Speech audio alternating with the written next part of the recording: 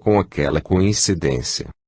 Não há motivo para espanto, Sr. Benor, respondeu Paulo. Eu já conhecia sua cunhada, pois nossos pais eram amigos, e quando fiquei sabendo de seu problema de saúde, procurei me informar em que clínica ela havia sido internada, pois eu já era formado em medicina e fazia na época minha especialização em psiquiatria. Após um breve silêncio, Paulo continuou vendo que Bianor aguardava para saber mais detalhes sobre aquele casamento. Quando iniciei minhas visitas era como amigo, porém não demorou muito para que eu estivesse apaixonado por Silvia, assim me propus a trabalhar aqui para poder cuidar dela pessoalmente e não foi difícil ser aceito para o emprego, devido ao meu bom currículo escolar. Mas com certeza, o mais importante era o amor que você trazia por mim, completou Silvia. Sem ele eu não teria me curado. Os dois trocaram um olhar apaixonado e Benor sentiu que realmente a cunhada não só estava curada, como nunca estivera tão bem em toda a sua vida como agora.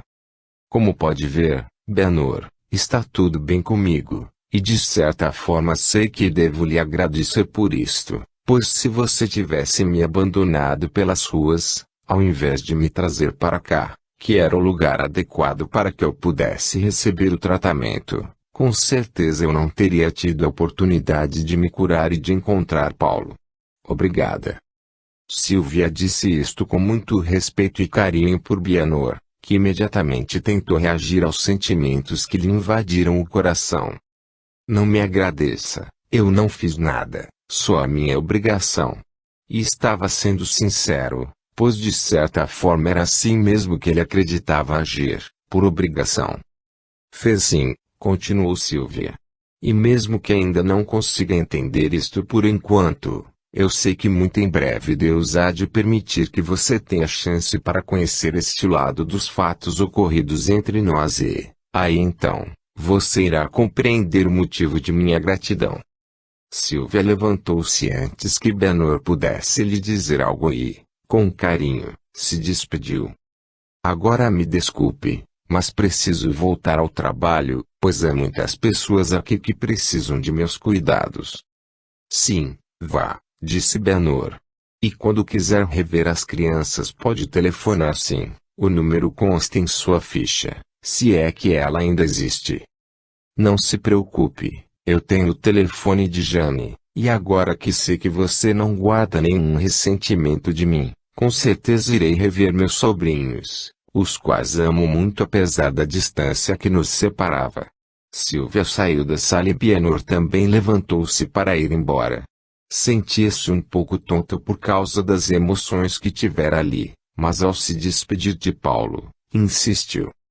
Por favor, cuide sempre bem dela como tem feito até aqui, sim. Pode deixar, Sr. Benor, eu a amo muito e tudo farei para que ela esteja sempre bem e feliz. Benor deixou a clínica e apesar de ver seu sentimento de remorso diminuir, outra coisa o incomodava agora. Era um fato de não entender o que Silvia quisera dizer com aquelas palavras. Que chance ele precisaria ter para compreender tudo aquilo? O que será que ela sabia que ele ainda não podia ou não conseguia entender? Capítulo 33. Alguns dias haviam se passado e, naquele começo de noite, Benor sentia-se novamente incomodado por seus pensamentos.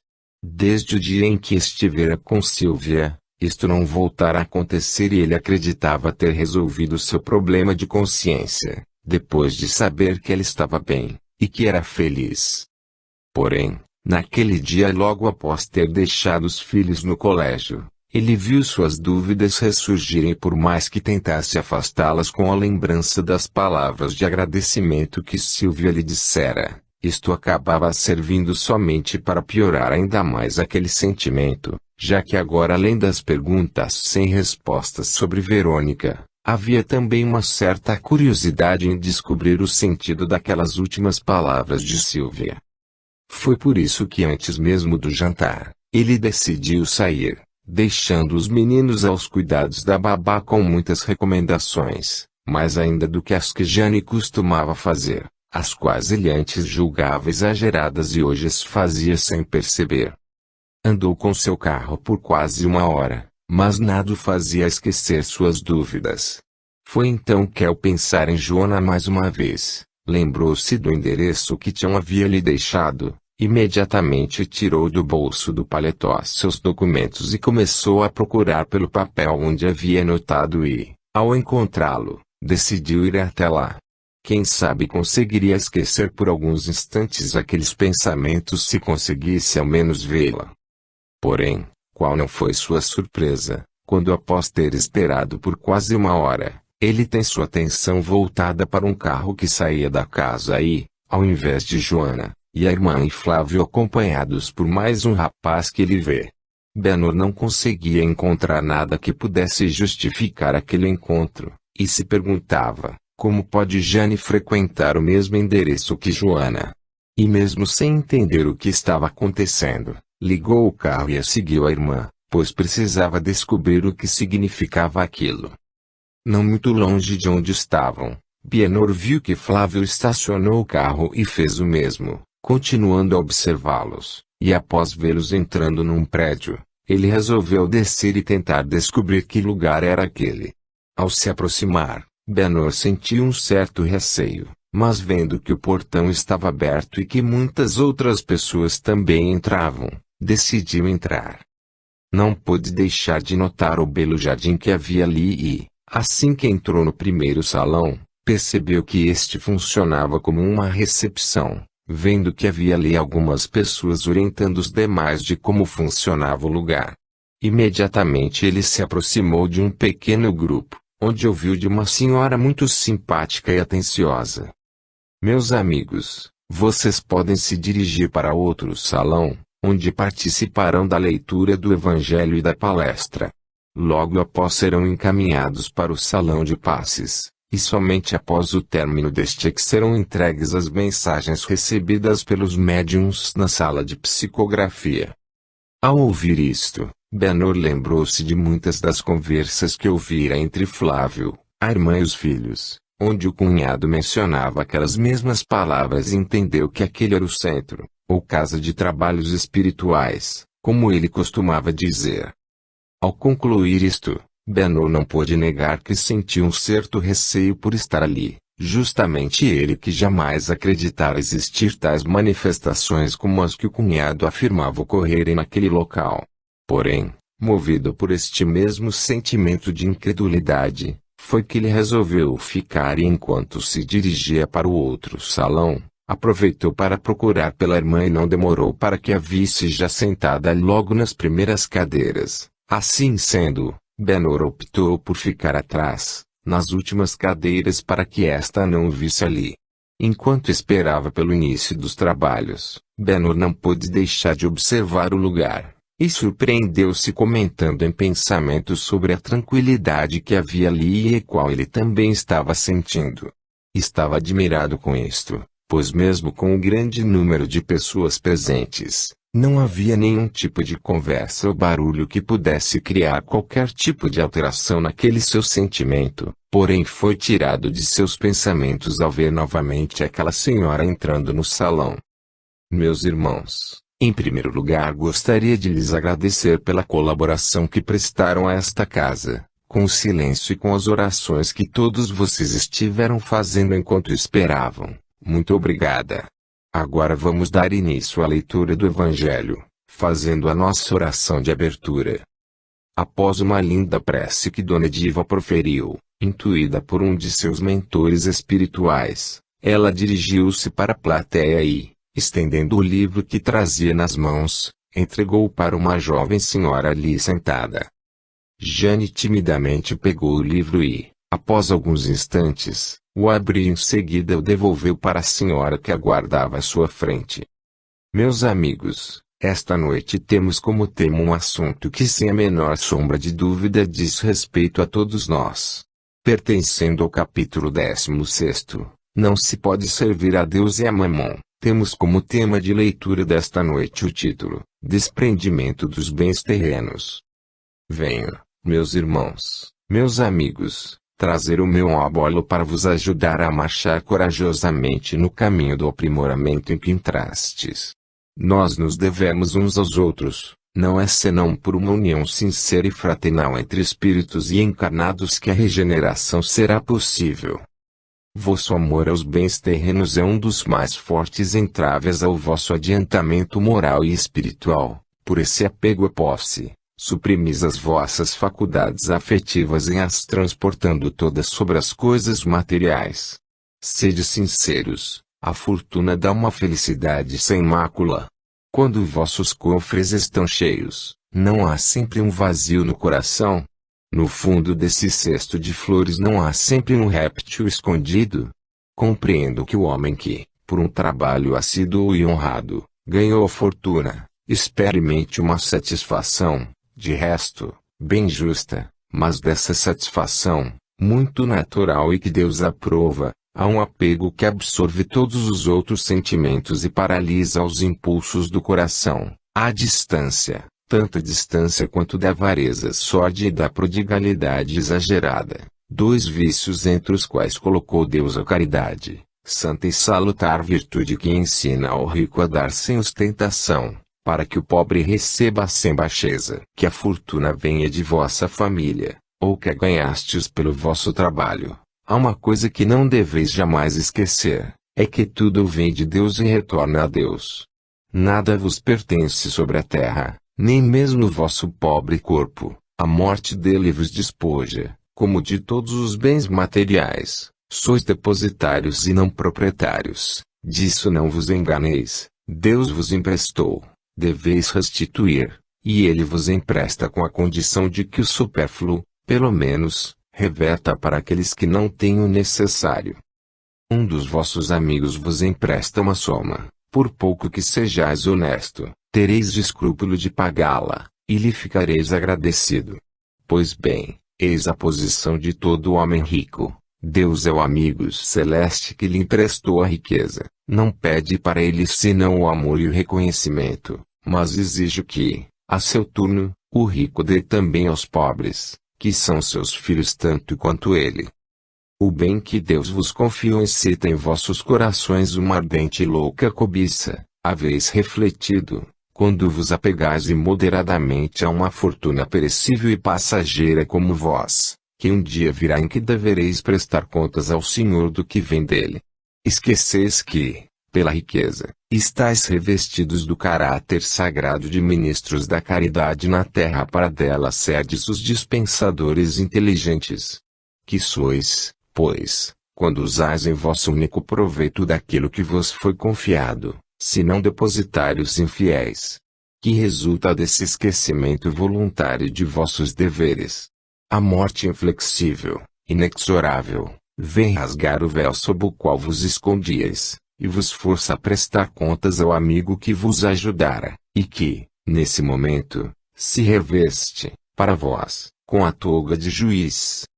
É em vão que, na terra, procurais vos iludir, colorindo com o nome de virtude o que, frequentemente, não é senão egoísmo, que chamais economia e previdência o que não é senão cupidez e avareza, ou generosidade o que não é senão prodigalidade em vosso proveito.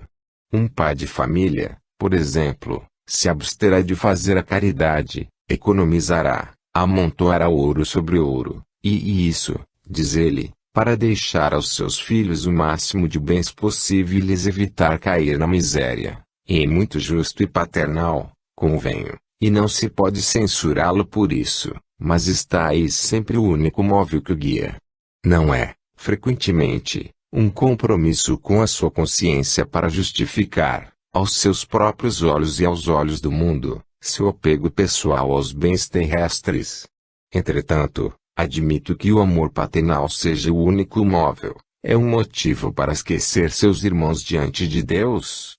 Quando ele mesmo já tem o supérfluo, deixará seus filhos na miséria porque terão um pouco menos desse supérfluo. Não é lhes dar uma lição de egoísmo e endurecer seus corações. Não é sufocar neles o amor ao próximo. Pais e mães, estáis em grande erro se credes com isso aumentar a afeição de vossos filhos por vós, eles ensinando a ser egoístas para com os outros, os ensinais a sê-lo para convosco mesmos. Quando um homem trabalhou bastante, e com o suor de seu rosto amontoou bens, Vós ouvis, frequentemente, dizer que quando o dinheiro é ganho se lhe conhece melhor valor, nada é mais verdadeiro.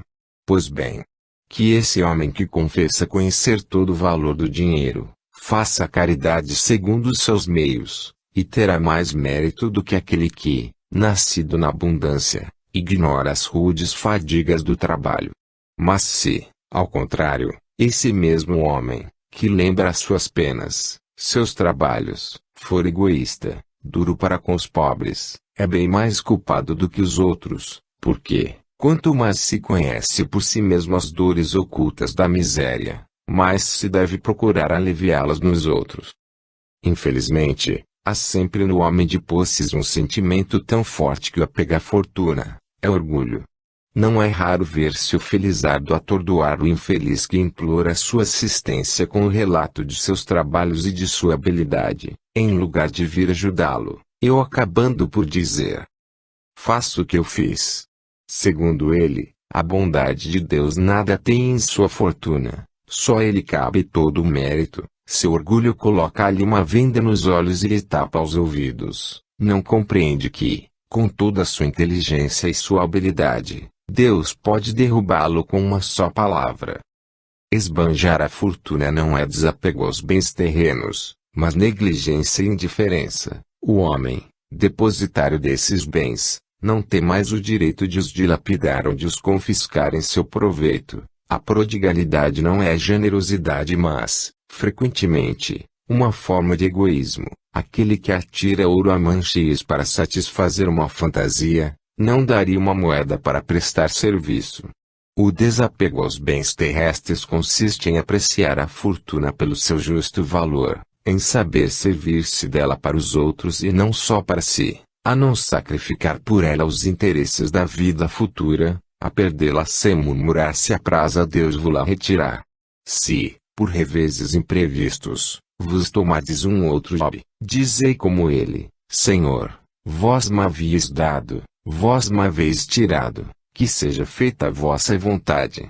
Eis o verdadeiro desapego.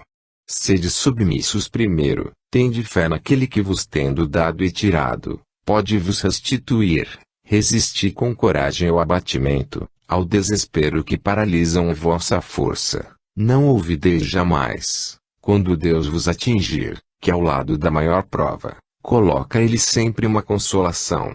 Mas pensais sobretudo, que há bens infinitamente mais preciosos que os da terra e esse pensamento vos ajudará a vos desapegar destes últimos. O pouco valor que se atribui a uma coisa faz com que menos sensível seja a sua perda. O homem que se apega aos bens da terra é como a criança que não vê senão o momento presente. Aquele que a eles não se prende é como o adulto que vê as coisas mais importantes, porque compreende estas palavras proféticas do Salvador: meu reino não é deste mundo. O Senhor não ordena abdicar do que se possui, para se reduzir uma mendicidade voluntária, e tornar-se uma carga para a sociedade. Agir assim seria compreender mal o desapego dos bens terrestres. É um egoísmo de outro gênero, porque a se isentar da responsabilidade de que a fortuna faz pesar sobre aquele que a possui. Deus a dá a quem lhe parece bom para geri-la em proveito de todos. O rico tem, pois, uma missão que pode tornar bela e proveitosa para ele. Rejeitar a fortuna quando Deus vô-la dá, é renunciar ao benefício do bem que se pode fazer em administrando-a com sabedoria. Saber passar sem ela quando não a tem, saber empregá-la utilmente quando a possui, saber sacrificá-la quando isso é necessário, é agir segundo os desígnios do Senhor. Aquele a quem chegue o que se chama no mundo uma boa fortuna, diga a si mesmo: meu Deus, vós me enviastes um novo encargo. Dai-me a força de cumpri-lo segundo a vossa santa vontade. Eis, meus amigos, o que eu queria vos ensinar quanto ao desapego aos bens terrestres. Resumirei, dizendo: sabeis vos contentar com um pouco.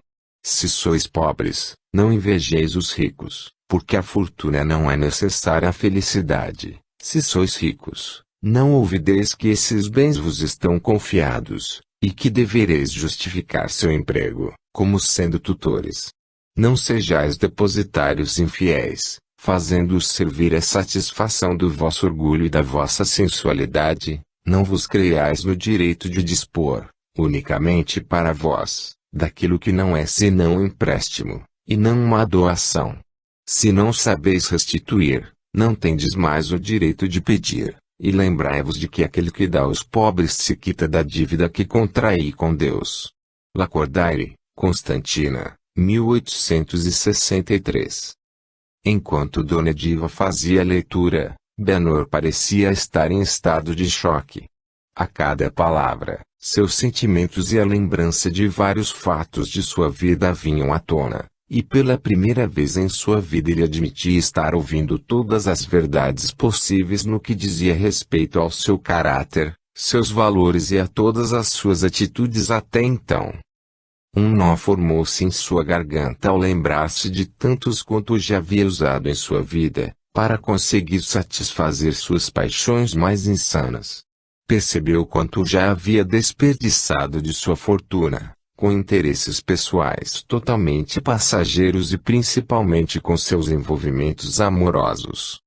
Pior ainda fora chegar ao término da leitura e ter que admitir que de tudo que ouvira ali, só havia em sua lembrança experiências suas relacionadas com os pontos falhos daquela lição. Benor não conseguiu em momento algum lembrar-se de alguém, um amigo, conhecido ou até mesmo familiar, ao qual ele algum dia pudesse ter favorecido com seu dinheiro. E já não contendo as lágrimas, compreendeu que em todos esses anos de vida ele jamais havia feito algo de bom para alguém. Um enorme buraco instalou-se em seu peito, com o sentimento de vazio que esta conclusão lhe trouxe, enquanto perguntava-se: por que nunca antes eu havia pensado nisso? Por que só agora estou frente a frente com estas verdades, se elas sempre existiram? O que é que existe neste lugar, que parece não permitir que deixemos de enfrentar nossa realidade, por mais cruel que ela nos pareça? Benor sentia-se muito mal, não fisicamente, mas moralmente. Estas verdades o tocaram profundamente e ele compreendia que não adiantava tentar justificar suas atitudes até ali com mentiras. Parecia que em sua mente só a verdade conseguia ser projetada, trazendo consigo todos os sentimentos que ele sempre ocultara conscientemente. Dona Diva, após terminar a leitura, deu início a um breve comentário a respeito do assunto, porém intuída mais uma vez pelos amigos espirituais. Abordaria o tema sob um novo prisma, com uma visão mais positiva para o assunto e começou afirmando: meus irmãos, como lhes disse no início da leitura, este é um tema que com certeza diz respeito a todos nós. E compreendam, amigos, que estas palavras, apesar de à primeira vista nos parecerem muito duras e até mesmo um tanto punitivas para nossa consciência, na realidade não são. Todos nós trazemos em nossos corações um sentimento necessário para discernirmos uma coisa boa de outra que não seja tão boa assim, uma atitude, um gesto bom de outro, que no fundo de nossa alma, sabemos não ter sido a melhor coisa a ter feito. A isto chamamos bom senso. Ela guardou alguns instantes, antes de prosseguir, e foi neste momento que Benor conseguiu voltar sua atenção para aquelas palavras. O bom senso, meus amigos, é como uma lanterna interna que todos nós temos. É a luz que nos ilumina para que possamos sempre agir da melhor maneira possível. E mesmo que nosso conhecimento moral e até mesmo cultural seja limitado, sempre agimos bem quando nos orientamos por este sentimento. Por isso, movida pela minha luz interna, eu continuo afirmando que a lição desta noite não deve ser vista como uma bronca, mas sim como um chamamento à realidade para uma nova oportunidade, que nós mesmos nos daremos a partir de hoje.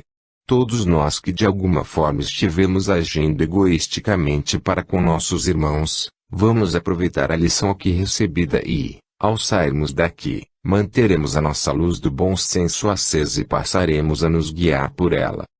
Benor estava embriagado por aquelas palavras. Sentia-se salvo através delas e via surgir ali uma nova esperança para si mesmo, quando Dona Diva concluiu: isto não quer dizer que nossos atos passados estejam esquecidos e até mesmo justificados, isto não.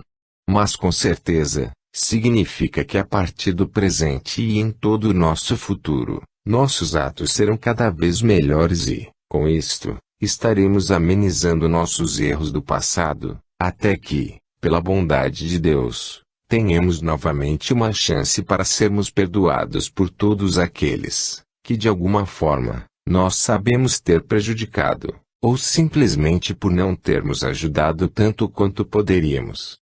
Novamente Bienor sentiu o peso de sua consciência falar muito alto dentro de si, mas agora ele sabia que havia uma chance e lembrou-se de Sylvia. Será que fora isto que ela quisera lhe dizer aquele dia? Porém, naquele momento Bienor teve que abandonar seus pensamentos, pois Dona Diva encerrava a palestra e logo após a oração seria iniciado o passe. Ele não sabia o que fazer, pois não gostaria que a irmã o visse ali, mas ao mesmo tempo não queria ir embora. De repente as palavras que ouvira lhe surgiram-lhe à mente e ele disse a si mesmo: "Não, eu não vou embora. Talvez esta seja a chance que eu esteja procurando e a qual tanto quero entender." Bienor permaneceu sentado, até que Dona Diva saiu do salão e deu início à formação da fila para o passe. Imediatamente ele tomou seu lugar nela e assim que pôde tentou localizar a irmã. Jane não acreditava no que via. Bienor era um dos primeiros na fila do passe, já que esta sempre se formava com as pessoas das últimas fileiras, e assim gradativamente o salão ia se esvaziando. O que será que ele estava fazendo ali? E como havia chegado até lá? Enquanto se fazia estas perguntas, Jane percebeu que não estava agindo com bom senso, e ao invés de estar se preocupando em como o irmão havia chegado até ali, ela sentiu que deveria estar agradecendo por isto, seja lá como isto pudesse ter acontecido. Imediatamente, ela começou a rezar e agradeceu a Deus pela presença do irmão, não deixando de enviar a ele seu amor e o desejo sincero que lhe voltasse à razão, e que deixasse qualquer tipo de pensamento e atitude que um dia mais tarde, com certeza, ele viesse a se arrepender e que o fariam sofrer muito. Bienor, mesmo sabendo que Jane já o tinha visto, sentia-se cada vez melhor e passou a não se incomodar mais com isto. Sua atenção agora estava voltada para o que aconteceria, e o que seria este passe. Assim que entrou na sala de passes, ele sentiu um certo receio já que a sala era iluminada somente por uma luz verde, e as pessoas ali presentes estavam em completo silêncio, apesar da música suave que era tocada. Porém, após tomar seu lugar num dos bancos que lhe fora indicado por um trabalhador, ele conseguiu relaxar um pouco, mas não sem continuar a prestar atenção a tudo o que acontecia à sua volta. Foi quando, após todos os bancos terem sido ocupados que, fechou-se a porta e deu-se então início ao passe para aqueles que estavam na sala. Havia um médium à sua frente que lhe fazia a aplicação magnética, enquanto o outro, que estava atrás de si, dava amparo e sustentação para o passe, auxiliando também no refazimento e equilíbrio da pessoa atendida. Apesar de não compreender o que acontecia naquele momento, Bienor não pôde deixar de notar um bem-estar, não só físico, como também emocional. Com isto sentia-se mais calmo e percebeu que sua ansiedade se não havia sumido, pelo menos já não o deixava tão agitado como antes. Terminado o passe, ele recebeu a água fluidificada para beber e em seguida deixou a sala. Dirigiu-se então para o jardim, pois como não precisava voltar ao salão, já que não esperava receber nenhuma psicografia, decidiu esperar pela irmã lá fora. Sabia que assim como ele queria algumas respostas de Jane, esta agora, também teria muitas perguntas para lhe fazer com certeza. Bienor, apesar de sentir-se muito bem, não conseguia deixar de reparar nas pessoas que deixavam o local, pois era nítido o bem-estar que estas também demonstravam. Ficou ainda mais impressionado quando, após encerrado todos os trabalhos daquela noite, ele teve a chance de ouvir o comentário de muitos que haviam recebido as tão esperadas notícias de seus amigos e familiares queridos, através das mensagens psicografadas. Seria mesmo possível que todos ali estivessem sendo enganados, como ele sempre acreditara. Perguntava-se ele. Mas como enganar uma pessoa com os seus sentimentos? Pode ser que estas mensagens sejam mesmo invenções, mas e o que eu senti durante aquela leitura? E o que eu estou sentindo agora? Como pode existir algo assim tão profundo? Mais uma vez, as dúvidas invadiam sua mente, mas agora sem perturbá-lo emocionalmente, pois tudo o que ele queria realmente era compreender a verdade, sem distorcê-la a seu favor como sempre tentara fazer. E foi assim que Jane o encontrou e agora, também mais tranquila, aproximou-se suavemente do irmão dizendo: que alegria vê-lo aqui esta noite, Benor. Surpreendido com aquelas palavras, pois acreditava que seria alvo de muitas perguntas por parte da irmã, ele não tentou provocá-la desta vez, sentia que ela era sincera. Assim Jane continuou dizendo: fico feliz que você tenha encontrado esta casa, sei que aqui você receberá bons ensinamentos, já que é uma casa bem dirigida e orientada tanto pelos seus bons trabalhadores, como pela espiritualidade. Jane, posso lhe fazer uma pergunta? Disse ele calmamente à irmã. Mas é claro, quantas você quiser. Antes de virem para cá, você e Flávio saíram de uma casa aqui perto. O que faziam lá?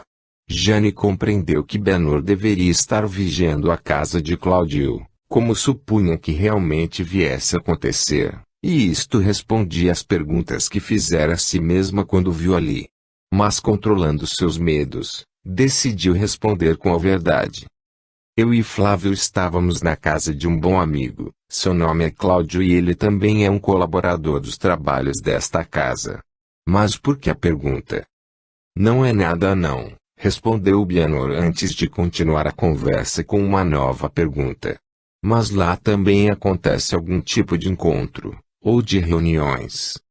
Jane sabia o significado daquela pergunta aí. Mesmo temendo pelo irmão, continuou respondendo com a verdade. Sim, Benor, todas as quartas-feiras à noite, Cláudio recebe alguns amigos para realizarem o estudo do Evangelho no lar. E o que é isto? Algo secreto que não pode ser feito aqui mesmo. Não, Benor, não é nada disso e muito pelo contrário. Eu também já tive esta dúvida e Cláudio me explicou o seguinte. O Evangelho no lar seria simplesmente uma continuação de todos os estudos que ocorrem aqui, e funciona como uma parte prática e social de tudo. Não entendi. Eu explico. Cláudio me disse que quando deixamos nossos lares e nos dirigimos para um centro, uma igreja, templo ou seja lá o nome que damos para o local onde fazemos nossas orações e os estudos dos ensinamentos aos quais acreditamos e escolhemos como verdade. Isto sem dúvida é de grande valia. Porém, o que realmente importa não é só fazermos isto fora, mas principalmente dentro de nós e de nossos lares. E por isso que ele diz ser muito importante realizar este estudo em cada lar, pois ir até a casa de Deus é muito fácil, porém abrir nossas portas para Ele, pode exigir muito mais, pois sabemos que se não estivermos com a nossa casa em ordem, muitas vezes não conseguiremos perceber-lhe a presença e o que é pior para nosso orgulho e vaidade, ele verá o quanto ainda estamos distantes de uma ordem, de um equilíbrio interior. Jane dizia estas palavras e percebia que muito daquela explicação parecia estar sendo soprada em seus ouvidos, mas continuou tranquilamente. Isto quer dizer, meu irmão, que frequentar uma das casas de Deus é muito simples. Mas o que realmente importa é como está a nossa casa. E quando digo isto, estou me referindo principalmente a este corpo, que é a nossa primeira morada e, onde com certeza, sempre deve haver um quarto limpo em ordem para que ele possa entrar. Este quarto é o nosso coração, que tem sempre uma porta direta com nossa alma, com nossa consciência. Essa está em nossa cabeça e tudo comanda. Por isso, Benor, orai e vigiai quer dizer, orai e profira boas palavras e pensamentos, pois assim conquistais o discernimento para poder vigiar, não o próximo, mas a si mesmo, seus pensamentos, sentimentos e atitudes, pois se estes não forem bons, com certeza jamais conseguirás sentir a parte de Deus que está presente em você. Benhur ouvia aquilo e sentia que a irmã dizia aquelas palavras com muito amor e carinho, como que se aquele som invadisse seu peito e vibrasse em seu coração muita luz, muito calor. Jane, ao terminar essa explanação, sentia-se ótimo e uma sensação de paz invadia todo o seu ser e, após alguns instantes de silêncio, perguntou ao irmão: "Você compreendeu tudo o que ouviu aqui, Benhur?" Este, ainda sensibilizado com todos aqueles sentimentos, foi sincero em sua resposta: "Não posso afirmar isto, mas uma coisa eu sei. Com certeza tudo isso me diz respeito diretamente, e existe algum motivo que eu não sei explicar qual, mas que me faz sentir que eu posso e preciso aprender muito sobre tudo isto." Jane abraçou o irmão e, pela primeira vez em muitos anos, era a primeira vez que ele retribuía aquele gesto. Abraçados, Jane agradeceu a Deus e a toda a espiritualidade, por aquele momento e por todas aquelas palavras de luz, que ambos tiveram a oportunidade de ouvir ali. Quando Flávio e Cláudio saíram do centro, encontraram aquela cena e perceberam que algo de muito bom havia acontecido.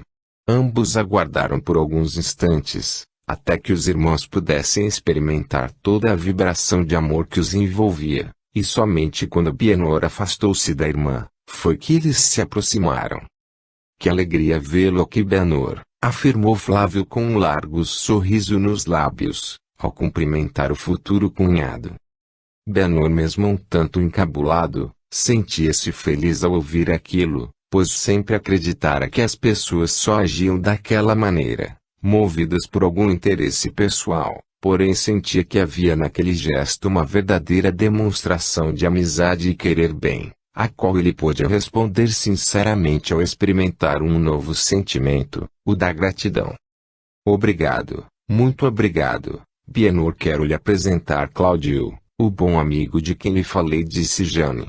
"É com muita alegria que tenho o prazer de poder conhecê-lo pessoalmente, Benhur", disse Cláudio com seu jeito carinhoso. "O prazer é todo meu, Cláudio", afirmou Benhur, sentindo naquele toque de mãos com Cláudio uma grande força. Algo muito bom que o fez sorrir sem perceber. Permaneceram ali por algum tempo, enquanto Jane lhes contou tudo sobre seu encontro com Benhur e sobre a conversa que tiveram. Cláudio, percebendo a grande chance que havia surgido naquele momento para Benhur, imediatamente colocou-se à disposição para auxiliá-lo no que achasse preciso, para esclarecer suas dúvidas. Este mesmo, envolvido por todos aqueles novos sentimentos, lembrou-se de Joana e instintivamente perguntou ao novo amigo: "Será que posso participar também das reuniões em sua casa?" "Sem dúvida que sim", respondeu Cláudio prontamente, mesmo percebendo o olhar de insegurança de Jane e Flávio, quanto àquela atitude de Benhur. "Você será muito bem-vindo em minha casa sempre que desejar estudar, trocar experiências e, principalmente, praticar os ensinamentos de amor, paz, de respeito a si e ao próximo e para colaborar com a vida, melhorando sempre a cada dia. Pois todos nós ali presentes acreditamos e abraçamos isto como verdade e como postura de vida." Ao ouvir aquilo, Benhur sentiu-se um tanto incomodado, apesar de estar muito interessado em aprender e entender tudo aquilo. Naquele momento a lembrança de Joana lhe trouxera também antigos sentimentos, porém mesmo sem perceber, ele mais uma vez respondeu com sinceridade naquela noite: "Bem, assim que me achar em condições, irei até lá. Se quiser, podemos ir juntos", afirmou Jane. "Não, pode deixar que eu irei sozinho se quiser. Mesmo porque, você está de viagem marcada para o final da semana e não quero atrapalhar." Depois disto, despediu-se de todos, alegando a necessidade de voltar para casa por causa dos filhos.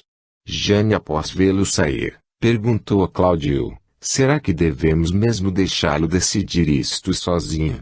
"Não existe a menor sombra de dúvida quanto a isto", respondeu ele, entendendo a preocupação de Jane. "Ele mesmo não lhe disse que sente que pode, e que precisa aprender muito?" "Sim", disse ela. "Mas, então, por que não deixar que ele aprenda? Não é isto que todos nós estamos fazendo aqui, aprendendo?" Não era isto que há alguns dias atrás nós nos perguntávamos aqui mesmo neste jardim, quando e como será que Benor poderá aprender a compreender a vida como ela realmente é? Pois bem, agora ele tem mais uma chance para isto, e não podemos interferir nisto. Podemos e devemos estar dispostos a ajudá-lo, caso ele nos procure e nos peça ajuda, mas interferirmos em sua vida jamais, ainda mais agora que sabemos que ele está consciente de todas as suas possibilidades. Mas será que ele sabe disso? Se não sabe é porque não quer, e se não quer é porque não está preparado para desenvolvê-las. Este é o momento dele, não o nosso. A nós cabe somente praticarmos mais uma vez a nossa verdade de respeito, compreensão e compaixão para com este irmão. Jane sentiu que mais uma vez Cláudio agia movido pelo seu bom senso. Sabia que muita coisa já havia acontecido para que Benor estivesse ali naquela noite, e compreendia que isto significava que a vida provia tudo a todos no melhor momento. Não cabia a ela tentar mudar algo que sempre funcionara tão bem. Flávio a abraçou carinhosamente e seguiram os três em direção ao carro para levarem Cláudio até sua casa. Ao chegarem lá, este, antes de se despedir, procurou mais uma vez tranquilizá-la. Jane, não se preocupe com Benor, siga o seu caminho e continue confiando em Deus e na vida. Sei que tem razão e vou me esforçar para conseguir isto, respondeu ela ainda em tom melancólico. Entenda, Jane. A princípio você deixou sua casa para trazê-lo à razão, movido pelo sentimento de responsabilidade perante os filhos, não é verdade? Sim, foi o que senti ser o melhor naquele momento. E hoje pudemos notar que ele está totalmente consciente disto, já que mesmo envolvido por todas as emoções da noite ao se despedir, algo lhe trouxe à lembrança a necessidade de voltar para casa por causa dos filhos.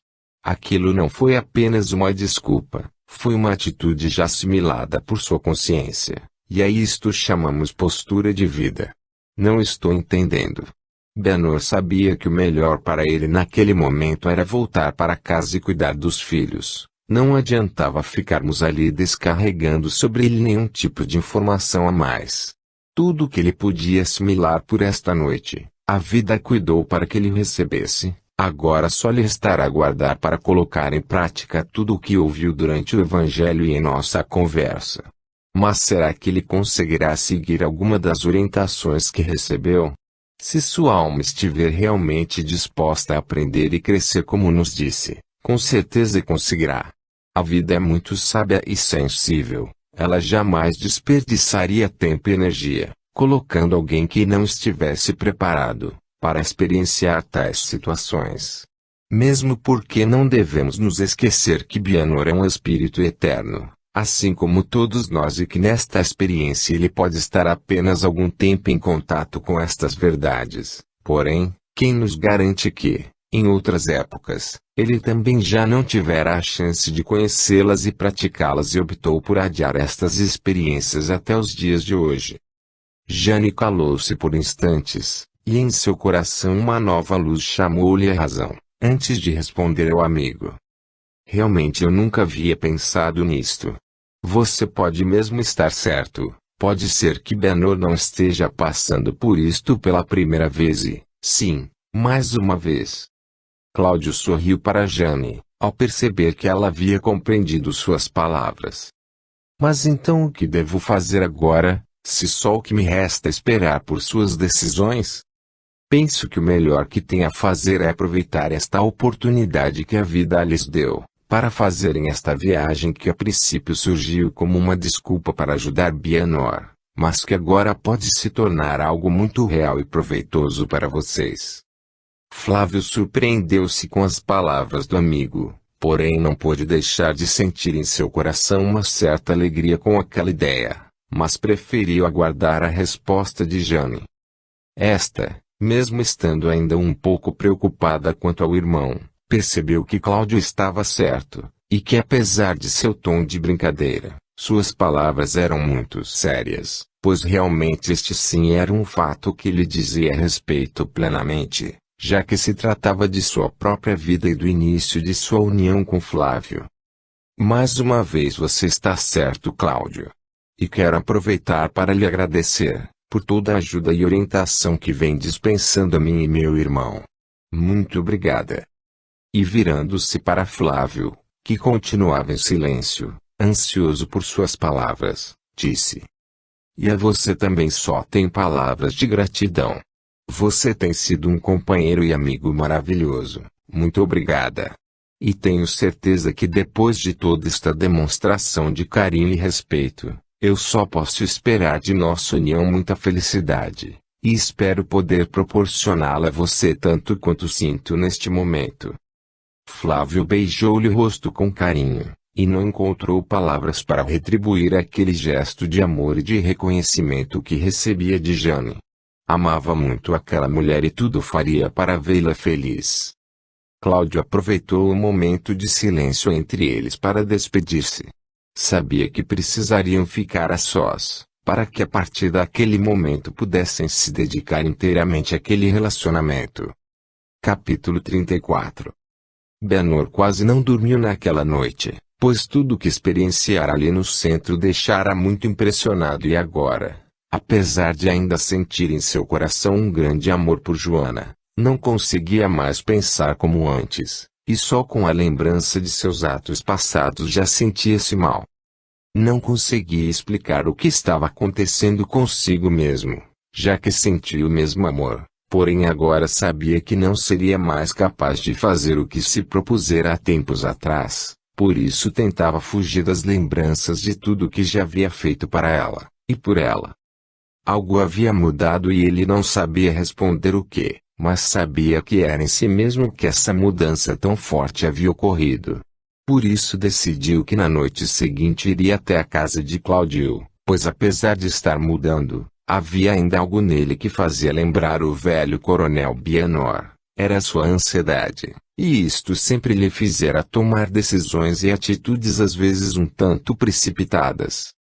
Por isso, bem cedo no dia seguinte, ele já havia tomado seu café e decidiu ir buscar os documentos que prometera a Tião, no escritório de seu advogado.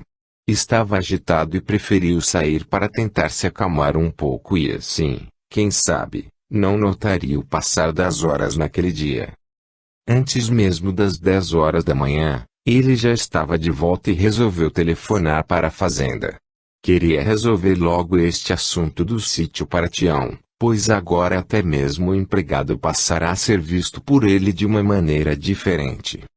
Mariana, mande alguém chamar o Tião, pois preciso falar com ele, disse em tom amistoso a menina que cuidava da casa, e que atender o telefone. Esta imediatamente saiu apressada para cumprir aquela ordem, sabia que não podia deixar o coronel esperando por muito tempo.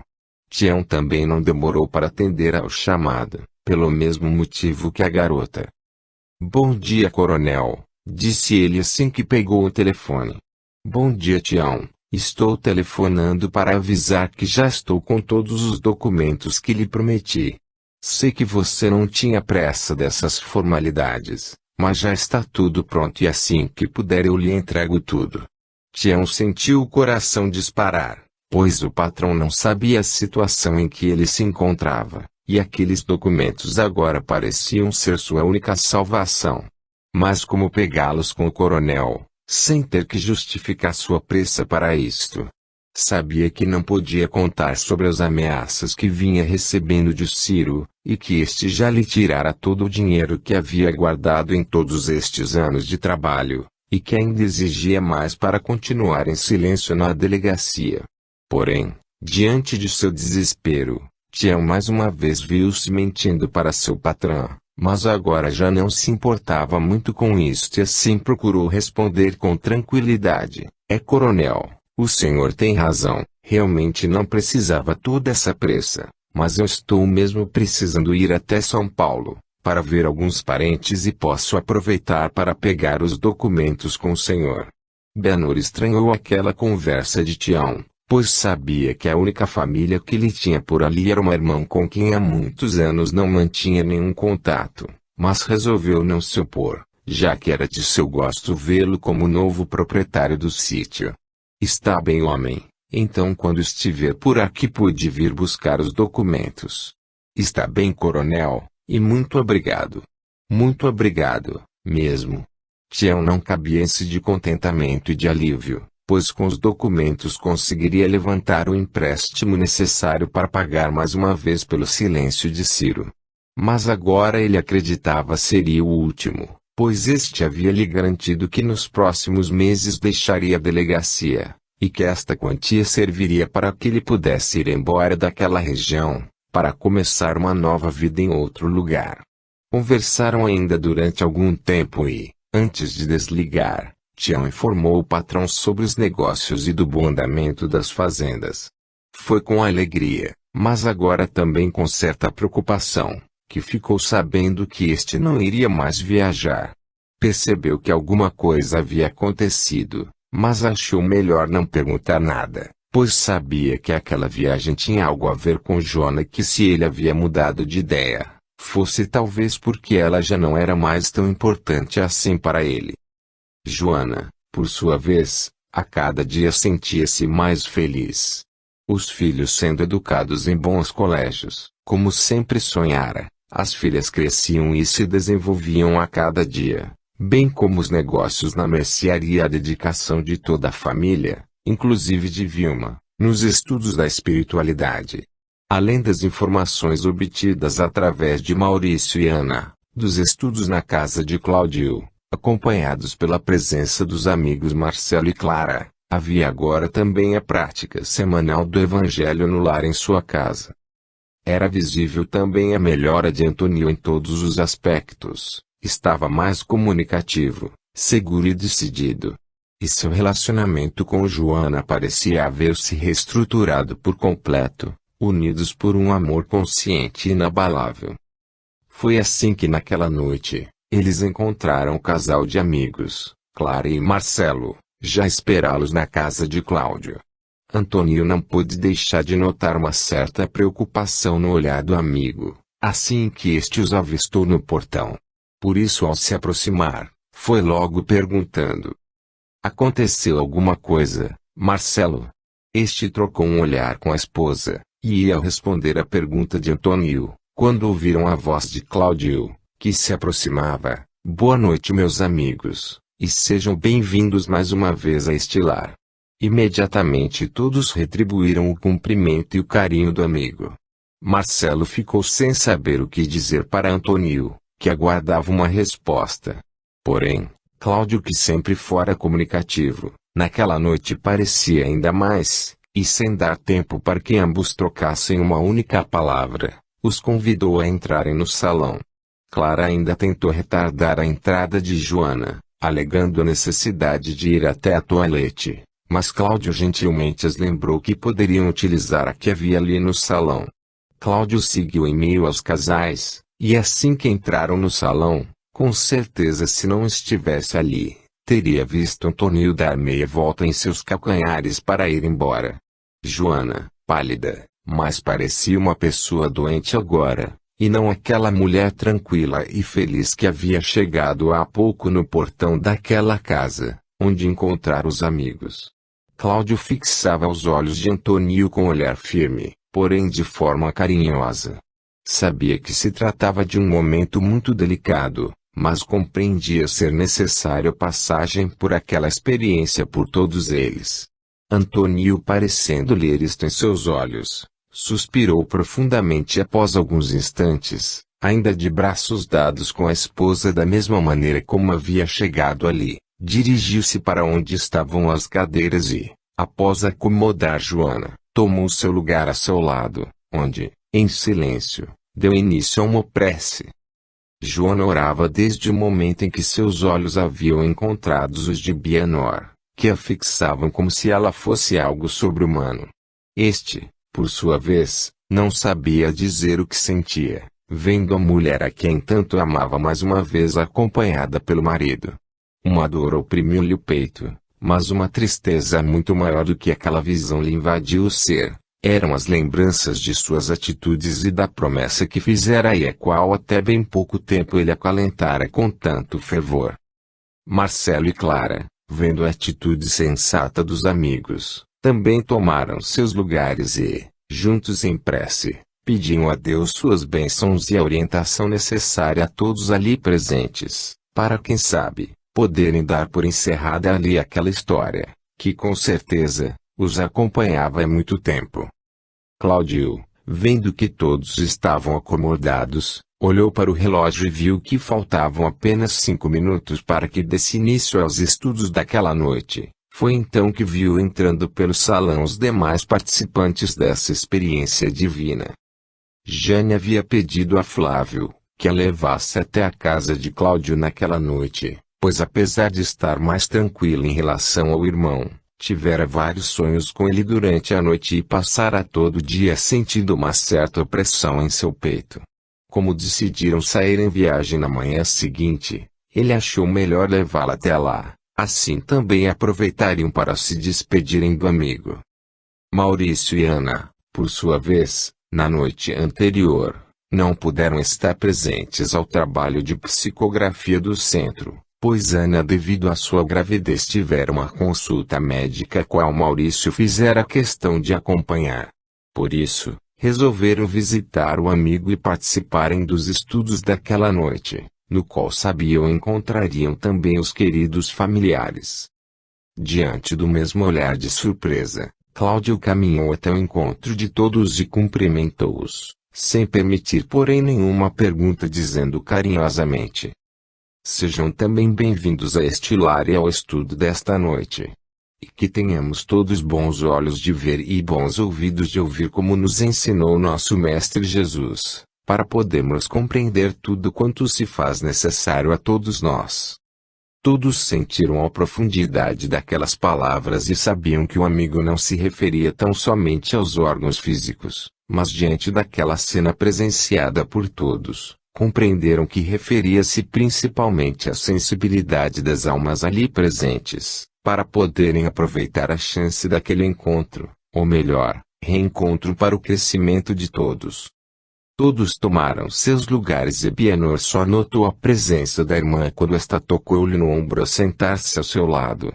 Mesmo assim, em poucos minutos ele já estava novamente absorvido por seus pensamentos e sentimentos, e a única coisa que pulsava fortemente em seu ser agora era a pergunta que fazia a si mesmo: por quê, e o que eu estou fazendo aqui?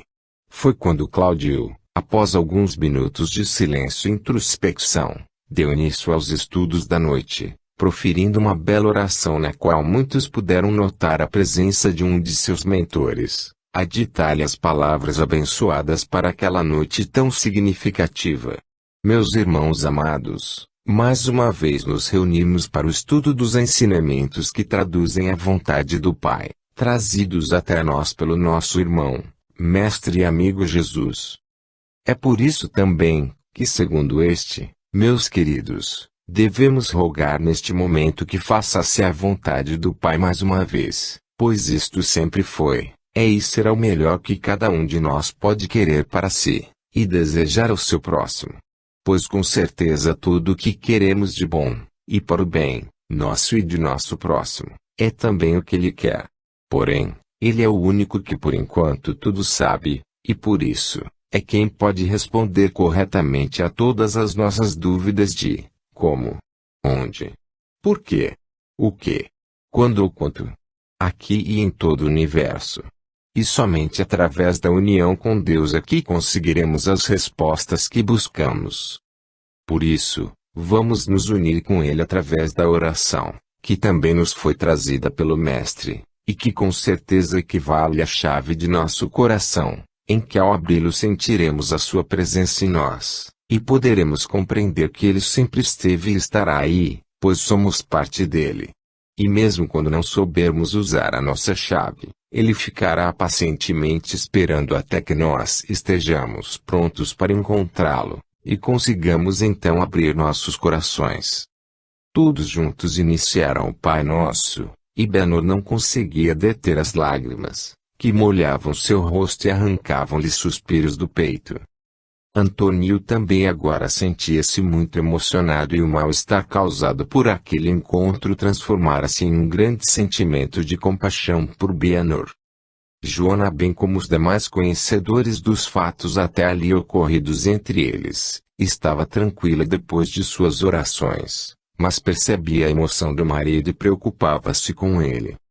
Benhur, após terminada a oração, conseguiu amenizar as lágrimas